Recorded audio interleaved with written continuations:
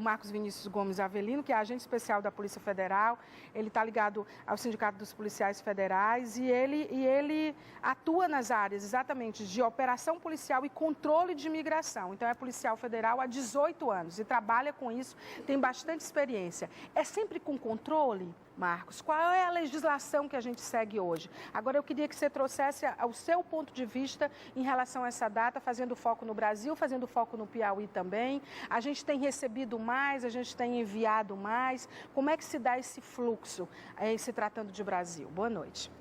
Nossa, boa noite, Maia. Boa noite a toda a produção. Boa noite ao ilustríssimo professor Fonseca, aos demais convidados. Eu queria lhe pedir licença para cumprimentar aqui o nosso superintendente regional da Polícia Federal em exercício, Carlos Alberto Ferreira Nascimento. Agradecer a ele aqui a essa oportunidade que ele nos deu com a sua liberação e sua indicação para que nós estivéssemos aqui debatendo. A gente agradece também para poder falar de um assunto tão importante. Sem dúvida. Vamos lá. O fluxo migratório, ele sempre existiu no mundo, né? Nós tivemos, desde a história do mundo, desde o seu nascedouro, movimentos, pessoas entrando, pessoas chegando, pessoas saindo. O Brasil não é diferente, o professor Fonseca ilustrou muito bem. No Brasil, especialmente, para a gente pegar só um período mais recente, nós tivemos um fluxo de emigração, de saída do Brasil acentuado entre os anos de 1960 até 1980. De lá para cá, esse fluxo ele tem invertido. Nós temos recebido mais gente. O Brasil tem atraído a atenção do mundo. As pessoas estão entrando cada vez mais. Não só estrangeiros buscando oportunidades no Brasil, mas a gente fala a repatriação. Esses brasileiros que saíram, que constituíram família, que construíram uma vida fora, esses brasileiros passam a retornar. A partir de problemas econômicos que foram verificados em tempos recentes agora na Europa, nos Estados Unidos, ou em razão de um ou outro conflito, os brasileiros passam a retornar e passam a trazer esse estrangeiro. Fora isso, temos outras questões que vieram mais recentemente ainda, que é o caso de ajuda humanitária prestada pelo Brasil, quando houve um fluxo imigratório gigantesco, que foi o caso dos haitianos, né? Nunca se verificou uma entrada tão grande em tão pouco tempo de estrangeiros no Brasil. Bem, onde é que entra o papel da Polícia Federal?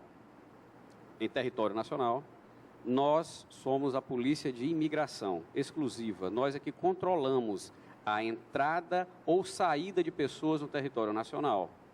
Bem como, uma vez entrando esse imigrante, compete à Polícia Federal registrar e controlar. Este é o espírito da lei em vigência atualmente, que data de 1980, esta lei, né? É antiga essa lei, É antiga. E essa lei, o título dela é interessante. Ela é a lei do estrangeiro, ela é o Estatuto do Estrangeiro. Nós temos uma lei nova, agora, recentemente aprovada. De agora, né, desse ano? Agora de maio, do dia 24 de maio, ela foi sancionada pelo presidente da República. E o título dela muda, é Lei de Imigração. Veja que o espírito da lei já muda um pouco, né? O que essa lei muda na prática? Bem, essa lei nova, já está em vigor, a lei nova ainda não está em vigor. Ela está no período que a gente chama de vacatio legis, né? É um período de adaptação ao texto dela.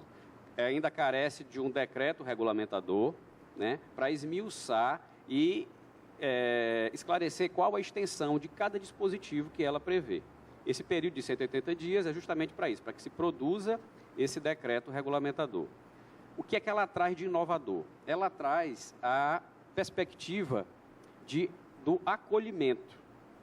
Ela traz a expectativa, por exemplo, da Polícia Federal fornecer registros e os consulados, fora do Brasil, com o visto chamado visto humanitário, que até então não existe. Interessante esse visto, hein, professor? Visto humanitário, interessante. É uma novidade do direito internacional. Uma novidade. Esse direito humanitário, ele preconiza o quê? Bem, hoje a gente confunde um pouco com a questão do refúgio, que não deixa de ter um aspecto humanitário, né? Só que o refúgio, primeiro que o refúgio ele pode ser revogado. Ele é uma expectativa e ele pode ser revogado. Esse visto com aspecto humanitário quer dizer o quê? Pessoas que estejam sofrendo, não necessariamente perseguições políticas ou uma perseguição em razão de raça, religião, grupo social, que é o caso que se enquadra no refúgio, esse que prevê ajuda humanitária é, por exemplo, pessoas que estão passando por privações. O exemplo prático, nós temos a Venezuela passando por isso agora, né? Então, o Brasil passa a ter esse caráter acolhedor. Ele passa a recepcionar essas pessoas com a possibilidade deles serem registradas e aqui permanecerem. Na América do Sul, o Brasil é o único que vai ter esse perfil, que passa a ter esse perfil? Por de enquanto, abrigar essas pessoas com esse caráter humanitário? Por enquanto, o Brasil, que nós temos conhecimento, é o único país que está com essa inovação. Interessante que o ranking, por exemplo, de quem entrou no Brasil eram os haitianos, né? Isso é de 2015, porque esses rankings eles demoram a ser atualizados, a serem atualizados, seguido pelos bolivianos. E hoje, como que está esse ranking? Quem tem entrado mais no Brasil nos últimos anos? Você tem esse número, esse ranking atualizado, Marcos? Era então, haitiano, boliviano, né? E quem mais no terceiro? Bem, hoje, em crescente, acredito que vai ultrapassar os bolivianos, são os colombianos que têm entrado fortemente. Agora, esse fluxo migratório, ele é diferenciado de cada região do país.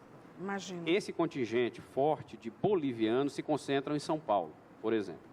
Haitianos? Os haitianos que estavam entrando pelo Acre, se concentrando no Acre, começaram a se espalhar ali pela região norte e também se dirigindo a São Paulo. É o grande centro econômico do Brasil. Os colombianos estão mais pulverizados e estão vindo muito forte aqui para o Nordeste, por exemplo, né? Isso preocupa vocês? Eu digo isso porque nós conhecemos a produção, os cartéis de narcotráfico, de drogas, né? Eu imagino que os cuidados são redobrados. E eu sei também que a gente tem que ter cuidado, mas tem que respeitar aqueles que não são culpados, nem estão indiciados, né? Que vocês têm todo esse cuidado nesse sentido. Mas eu imagino que esse fluxo também venha junto com ele outros problemas? Sem dúvida. Bem, primeiro a gente tem que contextualizar. Como é que o Brasil está recebendo esse contingente do Mercosul? Existe um acordo celebrado desde 2009 do Brasil, Mercosul e associados, né? O Mercosul, Brasil, Argentina, Paraguai, Uruguai e os associados, que é Chile, Bolívia, Peru, Colômbia, Equador. Estando de fora, tão somente não existe acordo de residência com a Venezuela. Suriname, Guiana Francesa e Guiana Inglesa também não há. Mas já tem uma novidade em relação a estes. Muito recentemente, o governo brasileiro estendeu a estes países fronteiriços as mesmas benesses com base no acordo do Mercosul. Já é o princípio humanitário, do acolhimento humanitário. Já sendo colocado em prática, Isso. né? Como é que essas pessoas entram? Esse visto pode ser concedido tanto fora, pelos nossos consulados, como aqui pela Polícia Federal. No Brasil, somente a Polícia Federal.